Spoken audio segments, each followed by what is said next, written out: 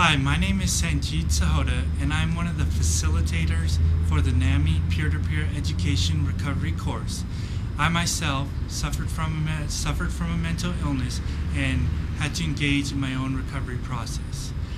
I went from being isolated, alone, not having any friends or any people to help me and support me in recovery. Fortunately, I myself did get the psychosocial rehabilitation services that eventually helped me to go on and finish my college education at UCLA, where I achieved a BA in psychology, and then moved on to do my master's in social work at USC and in the concentration of recovery for people with serious mental illness.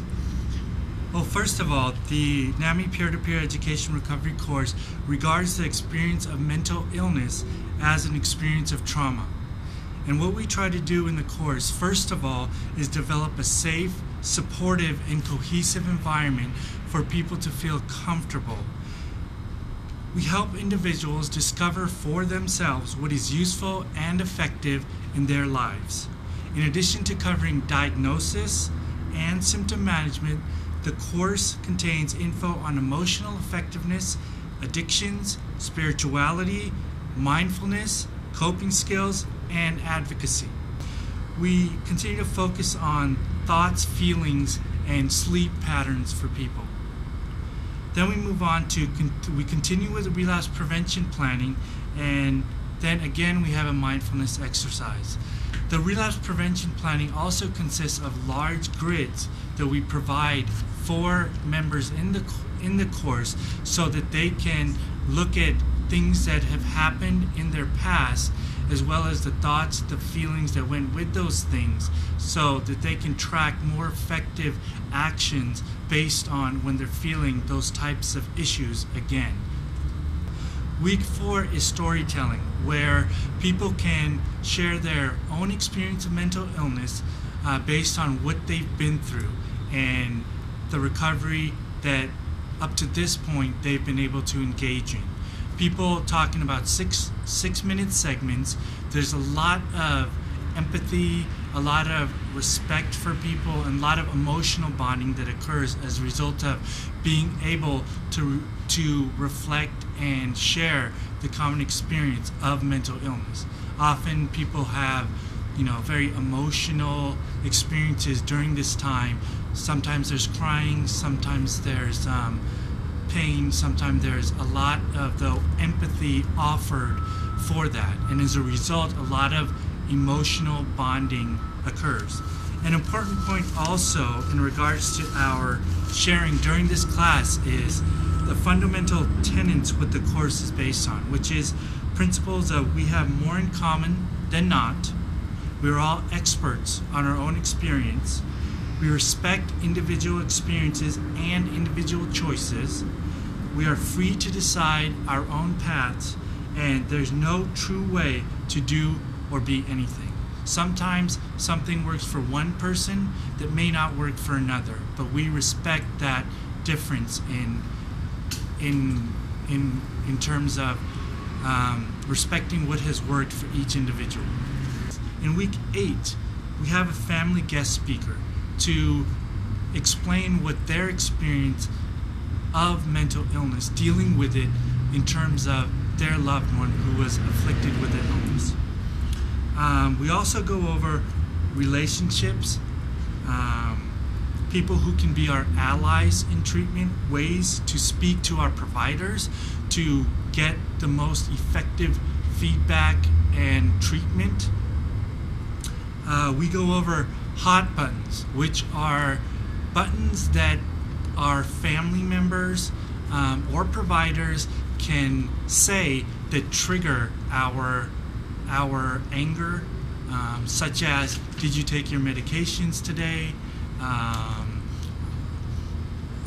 Is your kind of statements that generalize that all our emotions in life have to do with our mental illness.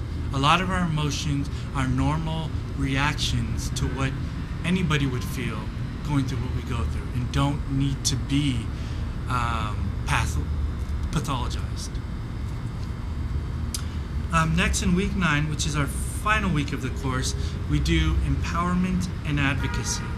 Empowerment and advocacy covers ways that people can give back to the mental health movement and culture, such as advocating for different mental health legislative acts, speaking for things that NAMI offers, for example, in our own voice, where we share our own stories in attempts to educate others about the experience of mental illness and about decreasing the stigma that's associated with mental illness.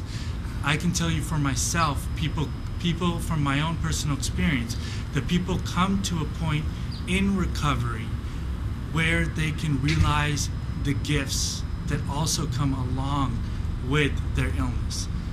For me, the gift was that I was given a true passion and purpose, for which I know I was placed here on the planet. What I was given was using my own experience and education in the field to help my own peers recover from mental illness. I hope that any of you out there who are feeling alone in coping and dealing with this, with your mental illness, will come out to the class. The biggest advantage I notice of the class is the emotional bonding and the friendships that you will get when completing the class. You will have good friends. For example, events such as reunions, such as going bowling together, such as going karaoke together, occur with members who have finished the course, and those relationships continue after the course. One of the worst things from mental illness is the feeling of being alone, being isolated from the world. And being able to have other people, knowing other people who have gone through that type of experience, can be very empowering in terms of not feeling alone and isolated and stigmatized. That's another one of the keys that comes out of this class. So I look forward to seeing and encouraging all of you to come and join the class. I think that you would have very empowering experience and gain friendships and a lot of knowledge in terms of managing your own day-to-day life. Thank you.